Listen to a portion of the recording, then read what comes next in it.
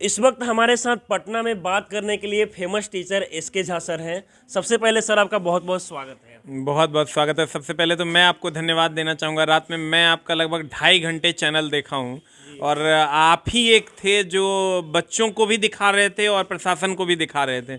हमको लगता है उस टाइम तक सारे चैनल वाले भाग गए थे, तब आप ही वहाँ खड़े थे। मैं तो घर से आ रहा था, संजोगवश कि घर पे कुछ घटनाएं हो गई थी जिसके कारण हमको घर जाना पड़ा। तो मैं रास्ते में ट्रेन बस में गाड़ी में था, तो मैं आप ही की वीडियो देखते देखते मैं लगभग 2 से 2.5 घंटे का सफ़र तय किया हूँ। तो आपको सर बहुत बहुत धन्यवाद कि आप जो है बच्चों तक ये आवाज़ पहुँचा रहे हैं। और मैं आज तक किसी चैनल को सब्सक्राइब करने नहीं बोला हूँ, आज तक मैंने अपने चैनल को भी सब्सक्राइब करने के लिए कभी नहीं बोला है बच्चों को। लेकिन मैं आपको प्यारे बच्चों कहना चाहूँगा कि आप इस चैनल को ज़रूर सब्सक्राइब कीजिए, क्योंकि ये बंदा एकदम जेन्युइन है। इसका कैमरा वगैरह भी छीन लिया गया था, फिर भी ये मोबाइल से लाइव आकर के बच्चों के साथ जुड़ा और बच्चों को की चीज़ों को दिखाया और हमेशा बच्चों का पक्ष प्रशासन के बगल में खड़े होकर इतना निर्भीक तरीके से दिखा रहे थे आप। इसके लिए सर आपको बहुत बहुत बहुत शुक्रिया सर।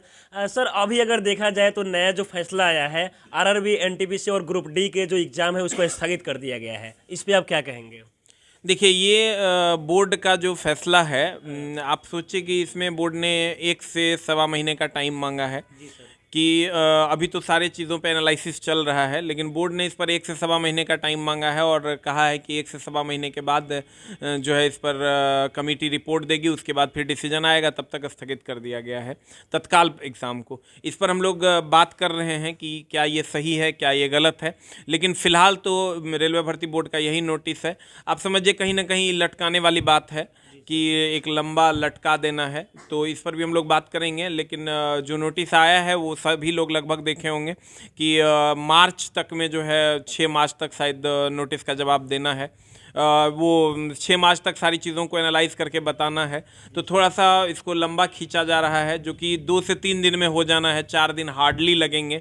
अगर मान लीजिए कि 5 लोगों की टीम है तो इतना भी कम दिमाग वाले तो नहीं होंगे कि ये कोई छोटा छोटा डिसीजन लेने के लिए उनको 1 महीना लग जाएगा। इतना भी भयानक रोजगार उनके पास नहीं है कि शायद डेली का 1-1 सेकंड निकाल के इस पर डिस्कस करेंगे।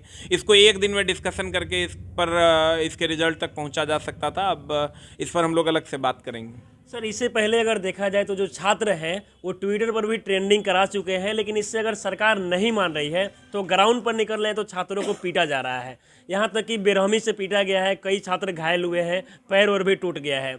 इसके बावजूद अभी भी जो छात्र हैं अपने हक के लिए लगातार लड़ाई लड़ रहे हैं, लेकिन सरकार जो है कहीं ना कहीं पूरी तरीके से खामोश है। देखिए, सबसे बड़ा प्रॉब्लम ये हुआ है कि अभी बहुत सारे बच्चों का मोबाइल टूट गया है। जी सर। आप समझिए, भागने में किसी का मोबाइल गुम हो गया है, किसी का मोबाइल टूट गया है। तो इससे बहुत ज़्यादा समस्याएं हो रही है। उनका तो एकमात्र हथियार है, अभी चूंकि ऑफलाइन चल नहीं रहा है तो वो ऑनलाइन में क्लास कर रहे थे। अभी सुबह से लगभग 3 बच्चों को मैं मोबाइल अवेलेबल करवाया हूं और 1-2 बच्चों का मैंने मोबाइल ठीक करवा दिया। बच्चे बहुत ज़्यादा परेशान हैं कि अब ये 12 से 15 हज़ार के लिए, एक तो इतना प्रॉब्लम चल रहा है एग्ज़ाम में, ऊपर से 12 से 15 हज़ार के लिए पापा को ये बोलना कि मैं प्रोटेस्ट में गया था और इसीलिए मेरे मोबाइल के साथ ये हुआ। तो वो पापा को बोल भी नहीं पा रहा है बंदा, और क्लास भी कैसे करेगा। तो आप समझ सकते हैं उसकी परेशानी। बहुत सारे बच्चों को बहुत ज़्यादा पीटा गया है। तो हम प्रशासन से यही गुहार लगाएंगे कि ये आप ही के बच्चे हैं, आप ही के घर के बच्चे हैं, तो आप ऐसा ना करें। अगर आप कर रहे हैं तो ये गलत है। और मैं बच्चों से भी निवेदन करूंगा कि आप संवैधानिक तरीके से ही प्रोटेस्ट करें, और संवैधानिक तरीका कभी भी हमको हमारे बच्चों को शोभा नहीं देता है, तो हम लोग ऐसा काम ना करें।